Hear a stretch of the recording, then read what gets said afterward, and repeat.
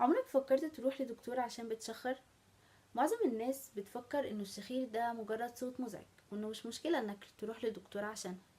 بس بعد الفيديو ده هنعرف انه فعلا ممكن يكون مشكلة، خصوصا اذا كان عرض لمرض ال obstructive sleep apnea او انقطاع النفس الانسدادي النومي. بس قبل ما نتكلم عن المرض ده فاحنا محتاجين نعرف ايه طبيعة الجسم اثناء النوم. لو تخيلنا ان الماسورة دي هي مجرى الهواء العلوي اللي بيمتد من الانف للحنجرة، فالمجرى ده بيكون محاط بعضلات، وزي اي عضلة في الجسم اثناء النوم بترتخي، العضلات دي كمان بترتخي، فمجرى الهواء بيضيق، لكن بنسبة انها تحافظ على مرور الهواء منها. اما بالنسبة لمريض الأوبستراكتيف سليب ابنيا، فمجرى الهواء بيكون ضيق بطبيعته، وده لأسباب مختلفة، اهمها السمنة المفرطة.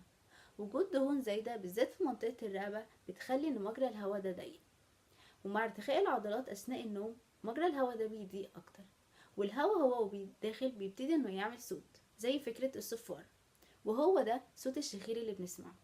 فكل ما المجرى بيضيق أكتر كل ما صوت الشخير بيعلى أكتر، لحد ما صوت الشخير بيقف تماما بسبب الانسداد التام اللي بيدوم أكتر من 10 ثواني. فنسبة الأكسجين في الدم بتقل ونسبة ثاني أكسيد الكربون بيعلى. ده اللي بيخلي المخ يبعت إشارات للجسم إنه لازم يفوق بسرعة عشان يفتح مجرى الهواء ده ويدخل نسبة الأكسجين اللي الجسم محتاجها. خطورة المرض ده مش بس نسبة الأكسجين اللي بتقل، لكن خطورته في علاقته بالقلب. وقت الانسداد ضربات القلب بتكون بطيئة، لكن وقت ما الجسم بيفوق بسرعة ضربات القلب كمان بتكون سريعة.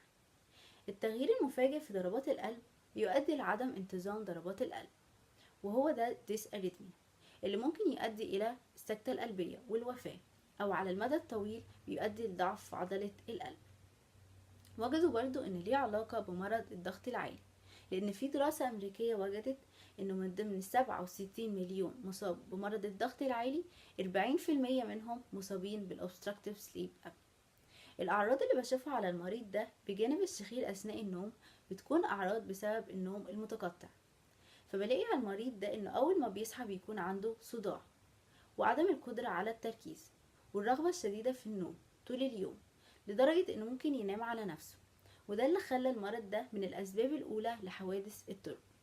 اللي عايزة أوصله إن الشخير ده مش مجرد صوت مزعج وبس، ده مؤشر إن في مشكلة في مجرى الهواء، فأنت فعلا محتاج تشوف دكتور، خصوصا إذا كان الشخير ده مصاحب بالأعراض اللي لسه متكلمين عنها، لأن تشخيص المرض ده بيكون سهل وعلاجه أسهل، خصوصا إذا كان في المراحل الأولى من المرض قبل ما يأثر على بقية أعضاء الجسم. شكرا.